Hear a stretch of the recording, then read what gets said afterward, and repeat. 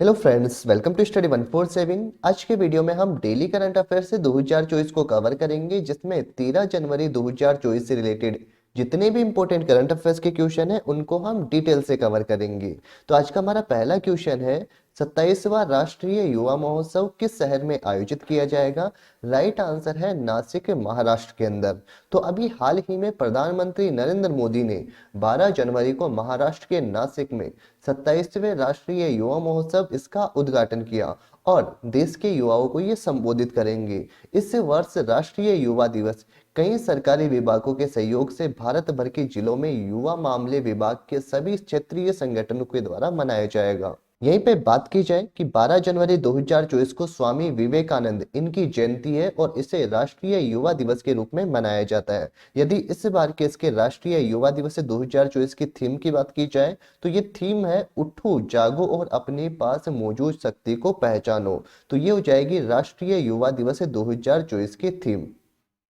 चलिए यहीं पे हम कुछ जनवरी माह के इंपॉर्टेंट दिवसों को कवर करेंगे। 1 जनवरी को मनाया जाता है डीआरडीओ स्थापना दिवस।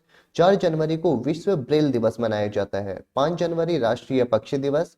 9 जनवरी को एनआरआई दिवस या फिर प्रवासी भारतीय दिवस मनाया जाता है। 10 जनवरी को विश्व हिंदी दिवस मनाया जाता है।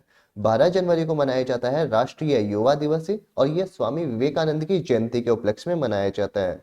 15 जनवरी को भारतीय सेना दिवस मनाते हैं। 24 जनवरी को राष्ट्रीय बालिका दिवस। 25 जनवरी को राष्ट्रीय मतदाता दिवस या फिर राष्ट्रीय पर्यटन दिवस मनाया जाता है और 30 जनवरी को मनाया जाता है शहीद दिवस। नेक्स्ट क्वेश्चन है, फ्रांस के नए प्रधानमंत्री के रूप में किसे नामित किया गया है? तो इसका राइट आंसर हो जाएगा गैब्रियल अटल। ये हो जाएंगे फ्रांस के नए प्रधानमंत्री, जो कि आपको फोटो में दिखाई दे रहे हैं। बात की जाए कि जो फ्रांस के ये राष्ट्रपति है इमैनुअल मैक्रो, इन्होंने गैब्रियल अटल को फ्रांस का अगला प्रधानमंत्री नियुक्त किया है और गैब्रियल अटल यह वर्तमान के अंदर तो शिक्षा मंत्री के रूप में कार्यरत है। 34 साल की उम्र के अंदर यह आधुनिक फ्रांसीसी इतिहास में सबसे कम उम्र के प्रधानमंत्री बने हैं। इससे पहले 37 साल के प्रधानमंत्री थे जिनका नाम क्या था? Laurent Fabius. उनका रिकॉर्ड तोड़कर ये 34 साल के सबसे युवा प्रधानमंत्री बने हैं। बात की जाए तो भारत के सबसे युवा और समलैंगिक प्रधानमंत्री ये बने हैं गैब्रियल अटल। फ्रांस की बात की जाए तो यहाँ की कैपिटल है पेरिस और पेरिस फ्रांस के अंदर ही सन 2024 के अंदर पेरिस ओलंपिक का आयोजन किया जाएगा।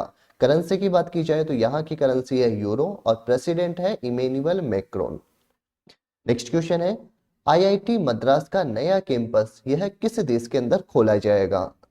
तो इसका राइट आंसर है अपने पड़ोसी देश श्रीलंका। यहाँ पे आईआईटी मद्रास का नया कैंपस खोला जाएगा।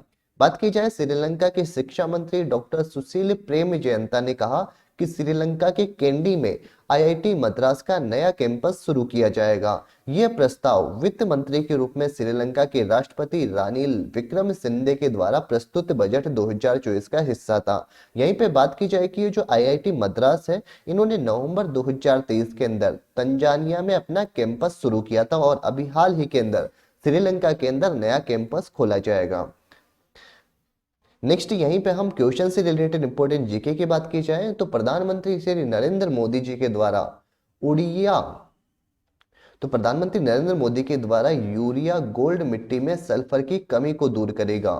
5वां विश्व कॉफी सम्मेलन के मेजबानी देश की बात की जाए तो यह है अपना देश भारत है और 5वां विश्व कॉफी सम्मेलन ये बेंगलोर कर्नाटक के अंदर इसका आयोजन किया जा रहा है। आयोजन की बात की जाए तो ये बाबा बुदान की पहाड़ी कर्नाटक, यहाँ पे इसका आयोजन किया जाएगा। 13वीं भारत की महारत्न कंपनी की बात की जाए तो यह है ऑयल इंडिया लिमिटेड। देश का पहला यूनिटी मॉल यह उज्जैन में स्थापित किया जाएगा। भारत के पहले 3D मुद्रित डाकघर भवन का उद्घाटन यह बेंगलुरु में किया गया। ऑस्ट्रेलिया में आयोजित फीफा महिला फुटबॉल विश्व कप 2023 इसमें यदि विजेता टीम की बात की जाए तो यह है तो स्पेन है, जबकि उप विजेता टीम बनी है इंग्लैंड और यह था इस बार इसका 9वें नंबर का संस्करण। नेक्स्ट है 59वें राष्ट्रीय फिल्म पुरस्कार में सर्वश्रेष्ठ अभिनेता यह तो है अल्लू अर्जुन, लेकिन सर्वश्रेष्ठ अभिनेत्री है आलिया और कृति। दादा साहेब फाल्के पुरस्कार यह दिया गया है वहीदा रहमान को। राष्ट्रपति द्रौपदी मुर्मू ने सर्वश्रेष्ठ राज्य के रूप में जो ओडिशा राज्य है इसको भूमि सम्मान पुरस्कार दिया। वर्ल्ड सिटीज कल्चर फोरम में शामिल होने वाला पहला भारतीय शहर ये हो जाएगा बेंगलुरु। नेक्स्ट क्वेश्चन है, बंगाल की खाड़ी में कृष्णा गोदावरी बेसिन गहरे सागर परियोजना का संचालन ये किसके द्वारा किया जा रहा है? तो इसका राइट आंसर हो जाएगा ओएनजीसी के द्वारा। तो अभी हाल ही में जो ओएनजीसी है इसने बंगाल की खाड़ी में कृष्णा गोदावरी बेसिन में अपनी प्रमुख गहरे पानी की परियोजना से तेल उत्पादन शुरू कर दिया है। पेट्रोलियम और प्राकृतिक गैस मंत्री है हरदीप सिंह पुरी। इन्होंने कहा कि प्रतिदिन 45,000 बैरल तेल और प्रतिदिन 10 मिलियन मानक घन मीटर से अधिक गैस का उत्पादन होने की इससे उम्मीद है। इस परियोजना से वर्तमान राष्ट्रीय तेल उत्पादन में 7% और राष्ट्रीय प्राकृतिक गैस उत्पादन में 7% की वृद्धि होने की उम्मीद है।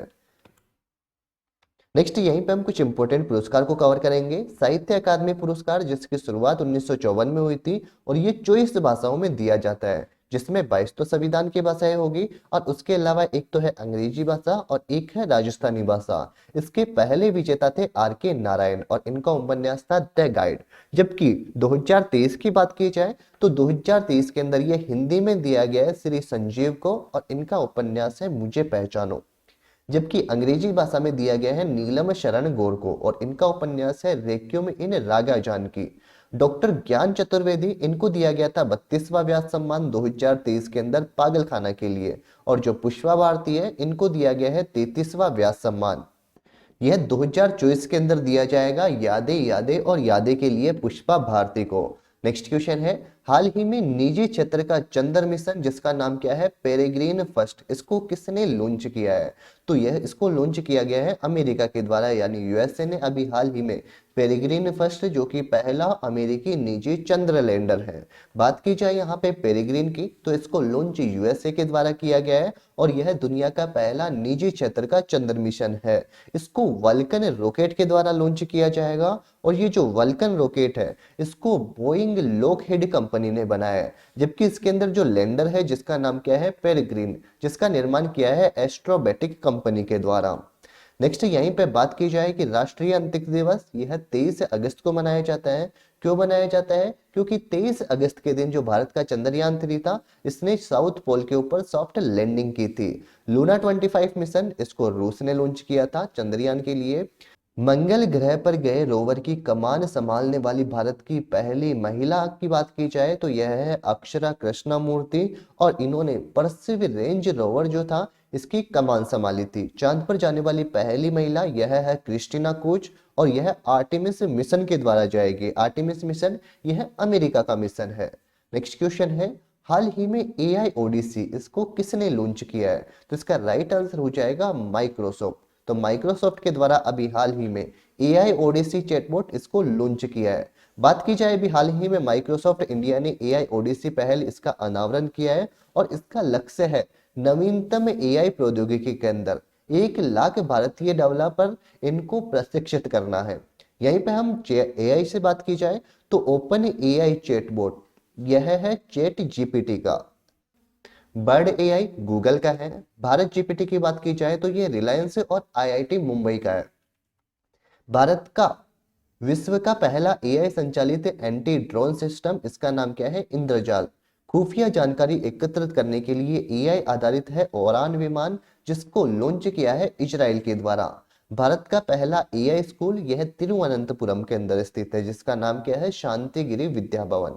AI आधारित न्यूज एंकर लीसा इसको ओडिशा के अंदर लॉन्च किया गया।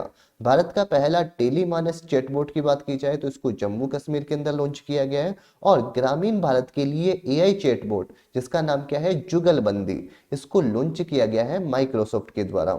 नेक्स्ट क्वेश्चन है हाल ही में वर्ष 2024 के पहले चक्रवात जिसका नाम क्या है अलवारो इसने कहां पे तबाही मचाई है? तो जो ये अलवारो था इसने अभी हाल ही के अंदर जो मेडागास्कर है इस मेडागास्कर के अंदर तबाही मचाई है। बात की जाए अलवारो चक्रवात ये मेडागास्कर के अंदर आया है और यह एक प्रकार का उष्ण कटिबंधीय चक्रवात है। मेडागास्कर की बात की जाए तो इसकी कैपिटल है एंटानानरिवो और प्रधानमंत्री है यहाँ पे एंड्रो रोजलिनो। यहीं पे बात की जाए हम प्रमुख चक्रवात और उनके नामकरण देश की तो मिचोंग चक्रवात इसका नामकरण म्यांमार ने किया है। तीज का नामकरण भारत ने, बिपरजोय का नामकरण बांग्लादेश ने और जो असनी चक्रवात है इसका नामकरण किया है श्रीलंका ने। यहीं पे हम चक्रवात की बात की जाए तो चक्रवात जो है इसके अंदर हवा हमेशा उच्च वायुदाब के क्षेत्र से निम्न वायुदाब के क्षेत्र की तरफ गमन करती है। यानी कि वायु का प्रवाह कहां से होगा? हाई प्रेशर से लो प्रेशर की तरफ। हवा की दिशा यह कोरियोलिस बल और फेरल के नियम के अनुसार बदलती रहती है। वायुदाब इसको बैरोमीटर की सहायता से नापा जाता है और बैरोमीटर इसकी खोज की थी इवान गैलिस्टा टोरसेली ने। यहीं पे बात की जाए कि बैरोमीटर की, तो बैरोमीटर के अंदर जो पाठ्यांक होता है यह यदि एकाएक नीचे गिरता है तो आंधी आने की संभावना रहती है, धीरे धीरे नीचे गिरता है तो वर्षा होने की संभावना है, और धीरे धीरे नीचे या फिर ऊपर चढ़ता है तो दिन साफ होने की संभावना होती है। चक्रवात के अंदर वायु हमेशा हाई प्रेशर से लो प्रेशर की ओर चक्रीय रूप से गति करती है, इसे ही चक्रवात कहते हैं। चक्रवात के मध्य के अंदर तो निम्न वायुदाब होता है, जबकि बाहर की तरफ उच्च दाब होता है।